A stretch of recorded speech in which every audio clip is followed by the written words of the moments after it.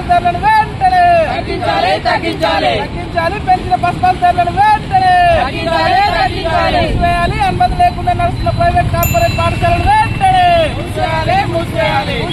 ప్రభుత్వ అనుమతులు లేకుండా నడుస్తున్న ప్రైవేట్ కార్పొరేట్ పాఠశాలను వెంటనే నిర్మించాలి. అద్దె భవనాలు నడుస్తున్న గురుకులాల కేజీబీవీల సొంత భవనాలు వెంటనే జిందాబాద్ ఎస్ఎఫ్ఐ కల్పించాలి. ప్రభుత్వ పాఠశాలలో మౌలిక వస్తువులను రాజన్న సిరిసిల్ల జిల్లా కమిటీ ఆధ్వర్యంలో ఈరోజు అంబేద్కర్ చౌరస్తా వద్ద నిరసన చేయడం జరిగింది. ఈరోజు తెలంగాణ రాష్ట్రంలో ఉన్న కాంగ్రెస్ ప్రభుత్వం ఈరోజు విద్యారంగాన్ని పూర్తిగా నిర్వీర్యం చేస్తున్నది. దానిలో భాగంగానే ఈ రోజు నుండి విద్యార్థులకు సంబంధించిన బస్ పాసులు ఏదైతే బస్ పాసులకు సంబంధించిన 20% ఈరోజు ఛార్జీలు పెంచుతున్నామని చెప్తున్నారు. దీనివల్ల ఈరోజు పేద బడుగు బలైన వర్గ విద్యార్థులు ఈరోజు విద్యకు దూరం చేయడమే అని ఈరోజు సందర్భంగా తెలియజేస్తున్నాం. ఎందుకంటే ఈ రాష్ట్రంలో విద్యార్థులందరూ బస్ పాసుల మీద చదువుకుంటే విద్యార్థుల పైన ఈరోజు వాళ్ళపైన భారం పడే పడుతున్నది. ఇప్పటికే స్కాలర్షిప్ రియంబర్స్మెంట్ రాక విద్యార్థులు చదువులకు దూరం అవుతున్నారు. దానికి భారంగా ఈరోజు అదనంగా ఈరోజు విద్యార్థుల పైన 20% బస్ ఛార్జీలు పెంచిన నిర్ణయాన్ని తక్షణమే వెంటనే వెనక్కి తీసుకోవాలి. దానికి కాకుండా ఈ రాష్ట్రంలో ఉన్న చదువుకుంటున్న ప్రతి విద్యార్థులకు ఉచితంగా బస్ పాస్ సౌకర్యం కల్పించాలి. ఈ పెంచిన నిర్ణయాన్ని వెనక్కి తీసుకోవాలి. దాంతోపాటు ఈ రాష్ట్రంలో జీవో నెంబర్ 96 ప్రకారం ఈరోజు ప్రైవేట్ కార్పొరేట్ స్కూళ్లలో ఈ టెక్నో ఒలింపియాడ్ స్మార్ట్ పేర్లతోని సిబిఎస్ స్టేట్ సిలబస్ స్కూళ్లు సిబిఎస్ కరికులం పేరుతోటి లక్షల రూపాయల ఫీలతో ఈ రాష్ట్రంలో జరుగుతున్నది. ఈరోజు ఎస్ఎఫ్ఐ డిమాండ్ చేస్తున్నాం. ఈ రాష్ట్రంలో ఫీజుల నియంత్రణ చట్టం తీసుకురావాలి. ఫీజులతో అరికట్టాలి. ఈరోజు ప్రభుత్వ నిబంధనలకు విరుద్ధంగా వ్యవహరిస్తున్న ప్రైవేట్ కార్పొరేట్ స్కూళ్ల పైన చర్యలు తీసుకోవాలని సందర్భంగా డిమాండ్ చేస్తున్నాం. దాంతోపాటు ఈరోజు జూన్ 12వ తేదీన ఈరోజు పాఠశాలలు ప్రారంభం కాబోతున్నాయి. ఈ పాఠశాలలు ప్రారంభమైతే ప్రభుత్వ పాఠశాలలో ఈరోజు అనేక సమస్యలతో ఉన్నాయి. పాఠశాలలు ప్రారంభం కాకముందే ఈరోజు ప్రభుత్వ పాఠశాల మౌలిక వసతులు కల్పించాలి. ఈరోజు ఉపాధ్యాయులను నియమించాలి.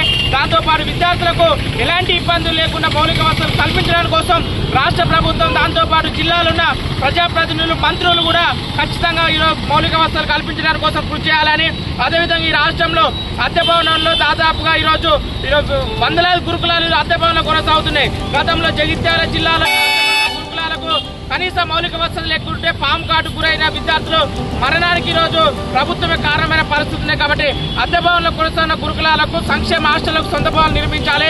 పెరిగిన ధరకు అనుగుణంగా ఏదైతే మెస్ ఛార్జీలు పెంచడమని చెప్పుకుంటున్నారో ఆ మెస్ ఛార్జీలన్నింటినీ కూడా ఖచ్చితంగా ఈ రాష్ట్రంలో ఇంప్లిమెంటేషన్ చేయాలని ఈ సందర్భంగా డిమాండ్ చేస్తున్నాం. రానున్న రోజుల్లో తెలంగాణ రాష్ట్రంలో విద్యారంగ సమస్యల పరిష్కారం కోసం ఎస్ఎఫ్ఐ సమరశీల పోరాటాలకు సిద్ధమైందని ఈ సందర్భంగా రాష్ట్ర ప్రభుత్వాన్ని ఈరోజు హెచ్చరిస్తున్నాం. రజనీకాంత్ ఎస్ఎఫ్ఐ రాష్ట్ర అధ్యక్షుడు.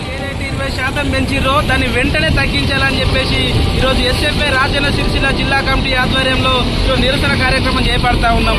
ఓవైపు ఇప్పటికే తెలంగాణ రాష్ట్రంలో 8,000 కోట్ల పైచిలకు రూపాయలు స్కాలర్షిప్లు ఫీజు రియంబర్స్మెంట్ బకాయిలు ఉండి పేద విద్యార్థులు చదువుకు దూరం చేస్తున్నటువంటి తరుణంలో మరి విద్యా సంవత్సరం ప్రారంభంలోనే ఈరోజు పేద విద్యార్థులను మరింత విద్యకు దూరం చేసేందుకు ఈ బస్ పాస్ ఛార్జీలను పెంచడానికి ఈ ప్రభుత్వం తీసుకున్నటువంటి నిర్ణయాన్ని ఎస్ఎఫ్ఐ పూర్తిగా వ్యతిరేకిస్తాన్ని.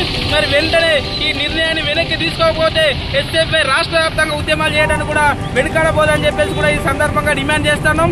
అంతేకాకుండా ఈ విద్యా సంవత్సరం ప్రారంభం కాకముందే ఈ జిల్లాలో అనేక తోక పేర్లు పెట్టుకొని అనేక ప్రైవేటు కార్పొరేట్ పాఠశాలలు విద్యార్థులను వారి తల్లిదండ్రులు మోసం చేయడానికి ప్రకటనలు చేస్తూ ఎలాంటి పర్మిషన్ లేకుండా జిల్లాలో ఈరోజు క్యాంపెయినింగ్ చేస్తున్నటువంటి పరిస్థితి ఉంది. మరి ఇప్పటికే ఎస్ఎఫ్ఐ ఆధ్వర్యంలో జిల్లా విద్యాశాఖ అధికారులకు మేము చెప్పినప్పటికీ కూడా ఏ ఒక్క పాఠశాలను తనిఖీ చేసినటువంటి పరిస్థితి లేదు. దేన్ని కూడా సీజ్ చేసినటువంటి పరిస్థితి లేరు. ఈరోజు ఏదైతే కార్పొరేట్ యాజమాన్యాలు ఇస్తున్నటువంటి కాసులో కక్కుతున్న ఈరోజు తనిఖీలు చేయకపోవడం సిగ్గుచేటని చెప్పేసి ఈ సందర్భంగా డిమాండ్ చేస్తూ ఉన్నాం.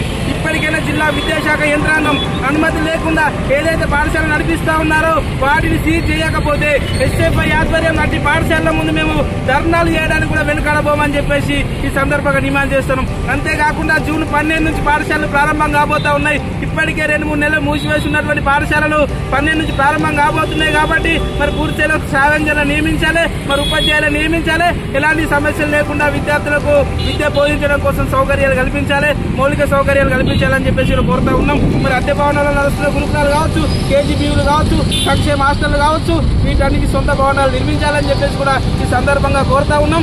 ఈ జిల్లాలో సమగ్రంగా విద్యారంగ అభివృద్ధి కోసం ఎస్ఎఫ్ఐ అనేటువంటి నిరంతరం పాటుపడతా ఉంది. మరి ఈ విద్యా సంవత్సరంలో పక్కా ప్రణాళికతో ప్రభుత్వ విద్యారంగ పరిరక్షణ కోసం ఎస్ఎఫ్ఐ అనేటువంటిది ముందుకు వెళ్తా ఉంది. కాబట్టి ఏదైతే ఈ సమస్యను పరిష్కరించకపోతే ఎస్ఎఫ్ఐ ఆధ్వర్యంలో నిరంతర ఉద్యమాలు పోరాటాలు చేయడానికి వెనుకడపోమని చెప్పేసి కూడా ఈ సందర్భంగా డిమాండ్ చేస్తా ఉన్నాం. నా పేరు మల్లార ప్రశాంత్, ఎస్ఎఫ్ఐ రాజన్న సిరిసిల్ల జిల్లా కార్యదర్శి.